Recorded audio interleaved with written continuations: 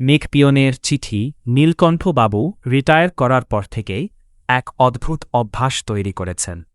প্রতিদিন বিকেলে তিনি বারান্দায় এসে বসেন, হাতে থাকে এক কাপ আদা চা আর একটা নীল রঙের খাম। শহরের ব্যস্ত এই বহুতল ভবনের ৫ তলায় তিনি একাই থাকেন। ছেলেমেয়ে সবাই বিদেশে সেটেলড, কথা বলার মতো তেমন কেউ নেই। তাই নীলকণ্ঠবাবু প্রতিদিন বিকেলে একটা করে চিঠি লেখেন। কার উদ্দেশ্যে লেখেন তার কোনো নির্দিষ্ট ঠিকানা নেই। চিঠির ওপরে প্রাপকের জায়গায় লেখা থাকে, যিনি একাকিত্ব বোঝেন তার জন্য। চিঠিটা লিখে তিনি প্লেন বানিয়ে বারান্দা থেকে বাতাসে উড়িয়ে দেন। কাগজের প্লেনটা কখনো নিচের লনে গিয়ে পড়ে, কখনো কোনো গাছের ডালে আটকে যায়।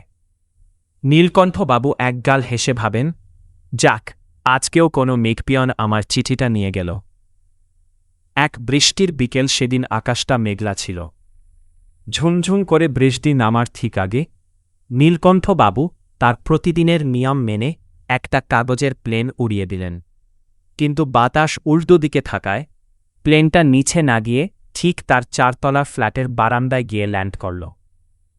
৪ তলায় মাস ৬ হল একটা নতুন পরিবার এসেছে। এক দম্পতি আর তাদের ৭ বছরের একটা ছোট্ট মেয়ে, নাম তার তুলি। তুলি তখন বারান্দার গ্রিল কলে বৃষ্টির ফোঁটা ধরার চেষ্টা করছিল। হঠাৎ নীল রঙের কাগজের প্লেনটা এসে পড়ল তার পায়ের কাছে। তুলি কৌতূহল নিয়ে প্লেনটা খুলল।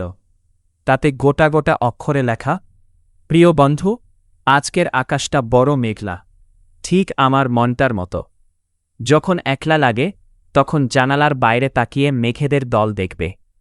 ওরা কখনো একা থাকে না, সবসময় দল বেঁধে ঘোরে।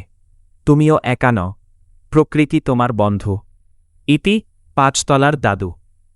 এক নতুন বন্ধুত্ব। পরদিন বিকেলে নীলকণ্ঠবাবু যখন চা নিয়ে বারান্দায় বসলেন, তখন নিচে থেকে একটা মিষ্টি গলা ভেসে এল। দাদু ভাই, আপনার মেঘপিয়ন কিন্তু আমার কাছে চিঠি পৌঁছে দিয়েছে। নীলকণ্ঠবাবু ঝুঁকে নিচে তাকাতেই দেখলেন তুলি হাত নাড়ছে। তার হাতে একটা সাদা কাগজের প্লেন।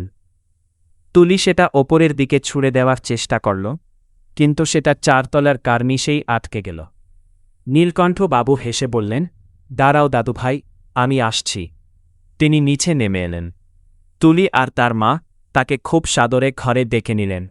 তুলির মা একগাল হেসে বললেন, কাকাবাবু, তুলি এই শহরে এসে কোনো বন্ধু পাচ্ছিল না, সারাদিন মন খারাপ করে থাকত।